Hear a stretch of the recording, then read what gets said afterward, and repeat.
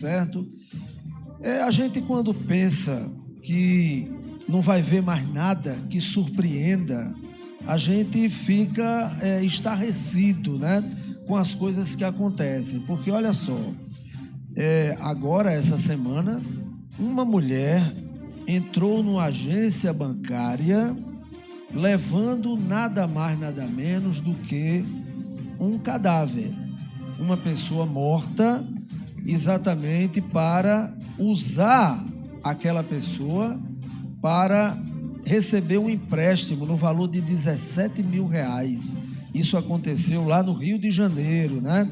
E essa notícia, ela está repercutindo não apenas no Brasil, mas no mundo inteiro, pela forma fria como essa mulher fez aquela cena, né? Que nós temos um vídeo aí, nós vamos colocar para você que ainda não viu, ver agora, a forma como ela fala com a atendente do banco, querendo insinuar para a atendente que o cidadão estava vivo e que ele não estava pegando na caneta por problema de saúde. Ela chega até a dar um carão no cadáver, no morto, né? Dizendo que se ele não ajudasse, não assinasse, ela iria levar ele novamente para a UPA, tá certo? Então, eu queria que a gente desse uma olhada nesse vídeo. O senhor com certeza viu, tá certo? Mas para o senhor analisar a mente humana, como pode uma pessoa chegar a esse ponto, né? Quer dizer, não há limites. A gente, como eu disse, não tem mais o que a gente se surpreender. Aquilo que você imagina que não, isso não vai acontecer, acontece. Imagina só, uma pessoa entrar num banco, numa agência bancária, com uma pessoa morta na cadeira. E a perícia foi feita e realmente descobriram que aquele cidadão, né, chamado de Paulo, ele havia morrido 2 horas antes dela entrar na agência. Então, vamos ver aí o vídeo. Por favor, produção, coloca o vídeo aí. Olha só, olha a situação. Ela está dentro da agência bancária. O cidadão aí está morto. Aí realmente é um cadáver, tá certo? Ele está morto. E ela com a caneta na mão, conversando com ele e querendo que ele assine, né, o papel, olha, tentando colocar a caneta na mão. Pra caramba a cadeira aí. Ele não segurou ali a porta? Não vi. Não, a gente também não viu. Segura, tio. Meu Deus. Assina pra não me dar mais dor de cabeça, tem que ir no cartório, não sei mais, tem que ir. Eu não gosto mais. Eu acho que ele não tá legal. Tio, Ele não tá bem, não. tá sentindo alguma coisa, mas ele não diz nada. Eu acho que ele não tá bem, não. A senhora tá sozinha? Sim. Ele não tá bem, não. Olha, Mas a ele- corzinha não tá ficando... Mas ele é assim. É. Ô, tio. Tio. Não tá, não. Se eu ficar bem, eu vou te levar pro hospital. Se eu quero culpa de novo.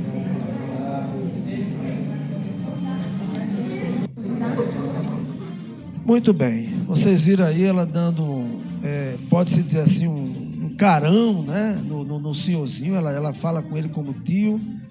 E o homem morto, há 2 horas atrás, ele veio a falecer, veio a óbito, e ela entrou na agência com ele na cadeira de rodas e foi tentar sacar o empréstimo que havia sido aprovado para ele no valor de 17 mil reais.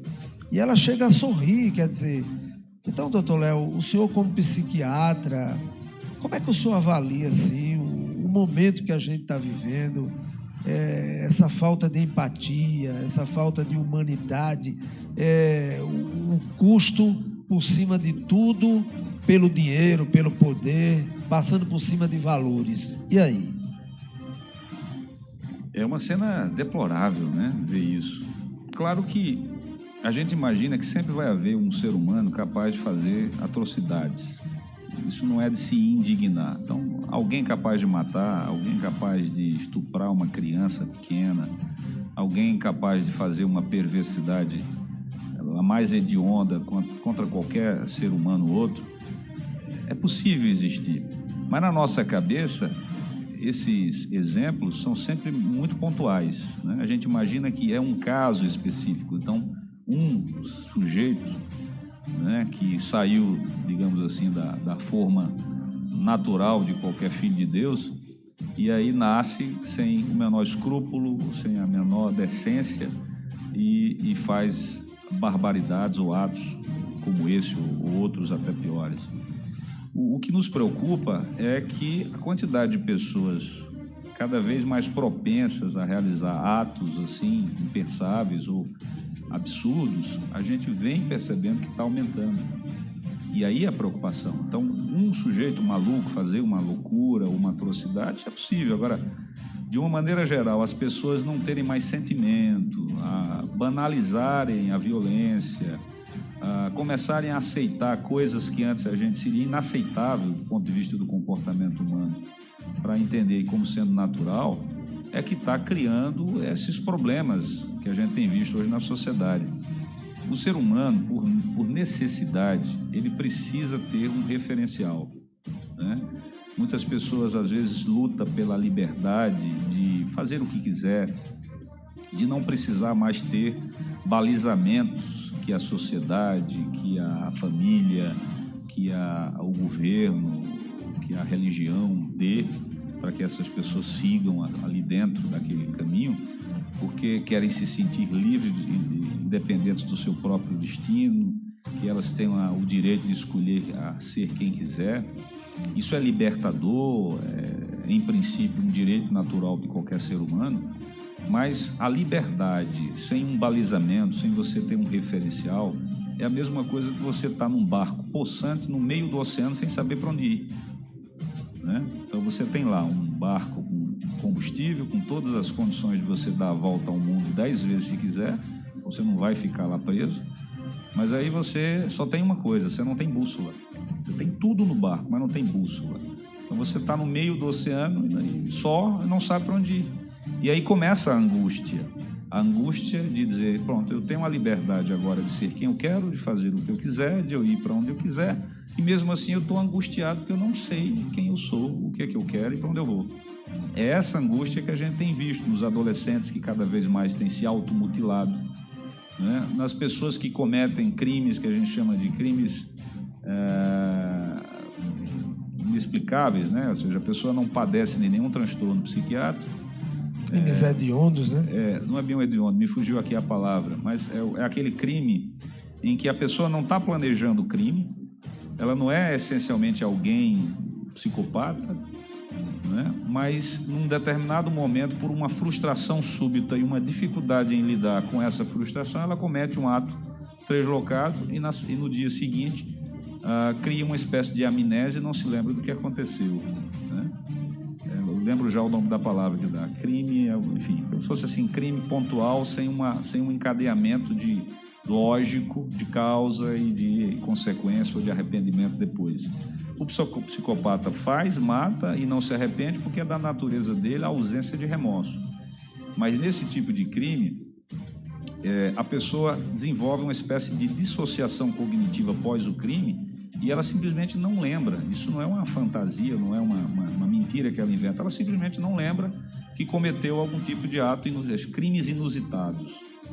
Crimes inusitados. Então a pessoa não planejou, de repente passou por uma frustração, comportou-se com uma ira súbita, com uma reação desproporcional que acabou causando a morte ou algum tipo de lesão a alguém, e no efeito seguinte ela entra numa espécie de transe de dissociação cognitiva em que não lembra o que aconteceu. A pessoa pode assistir a filmagem dizendo, olha, é você, e ela vai dizer simplesmente que não lembra disso.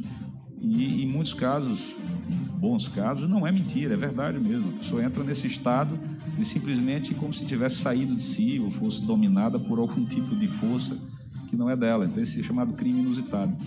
E boa base desses casos de crimes inusitados, de autolesão deliberada em adolescente, de adultos que vão vivendo aí sem sentido de viver, entrando nas drogas, né, buscando um sentido de vida na bebida, na droga, em algum tipo de alguma coisa que lhe dê uma sensação de prazer, porque simplesmente o viver não é mais prazeroso. é que tem aumentado grandemente. E isso, em boa medida, é por essa falta de balizamento. Nós temos que ter um propósito de vida.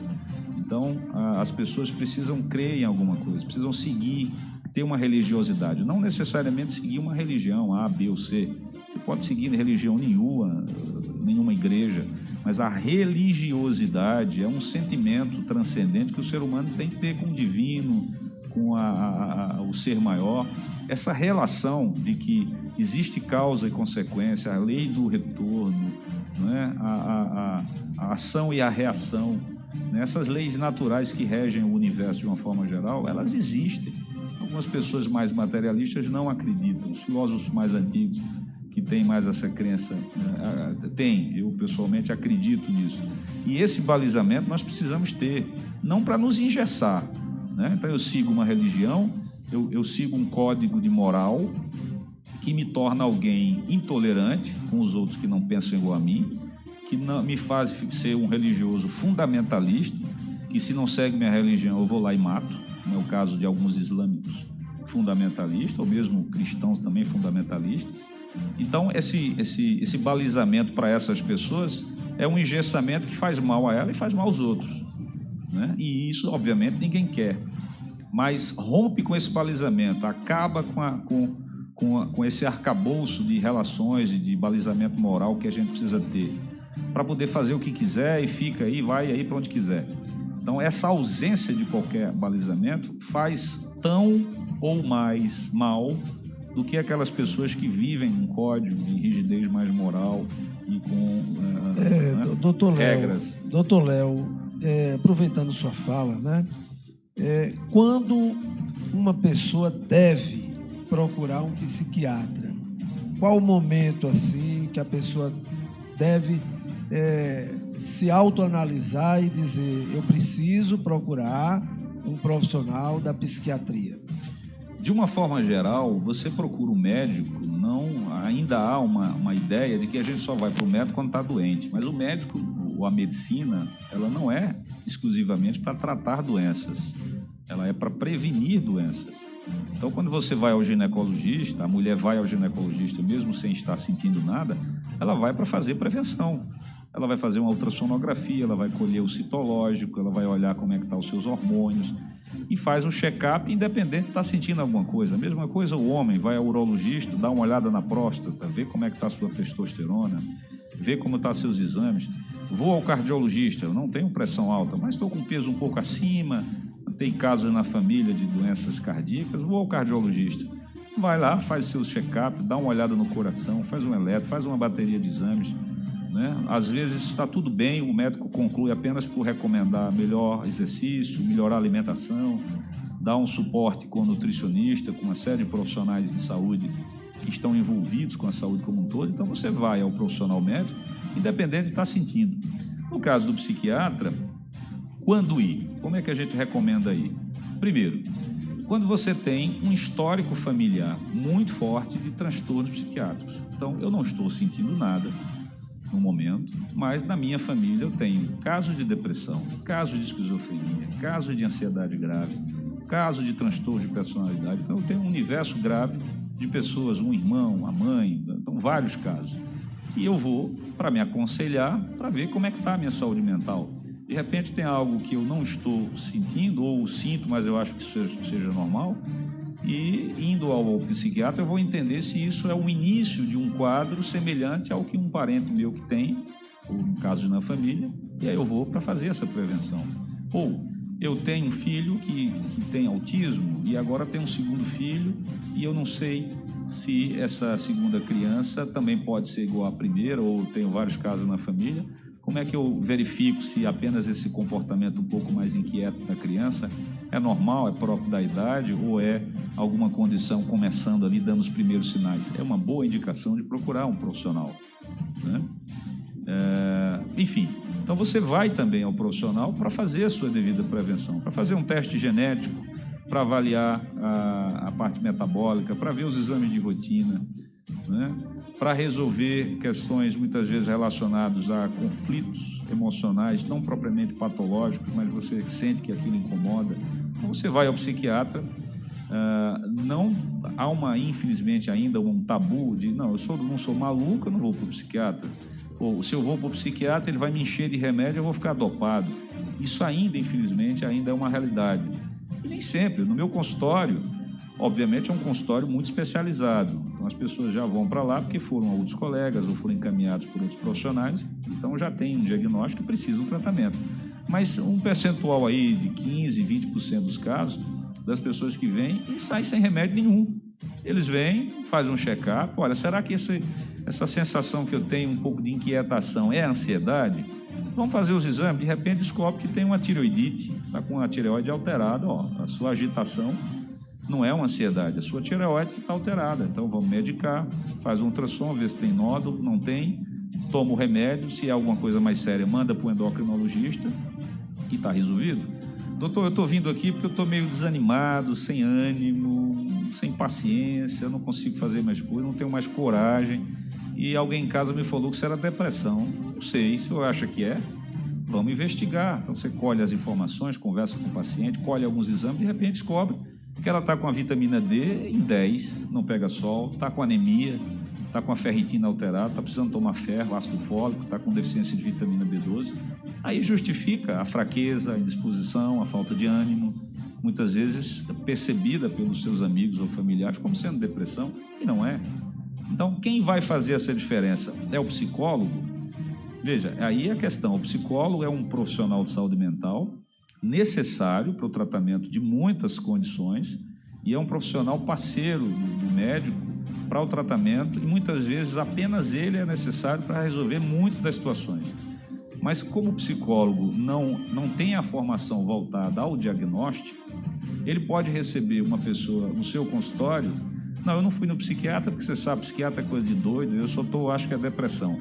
Como o psicólogo não vai ter o conhecimento médico geral sobre o caso, então ele vai entender que aquele desânimo, que aquela apatia pode sim ser algum sinal de conflito existencial, vamos abordar isso aí, mas vai retardar, ou pode retardar, não por uma decisão involuntária dele ou por deliberada, mas apenas porque não é da formação dele esse diagnóstico.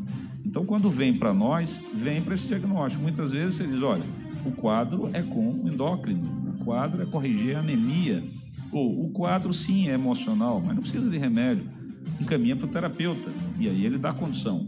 Mas vir ao médico é sempre necessário, no sentido de você fazer um diagnóstico, afastar a doença clínica, né? Entender a sua necessidade e, a partir daí, buscar o tratamento mais adequado, que nem sempre é o tratamento com remédio, nem sempre é.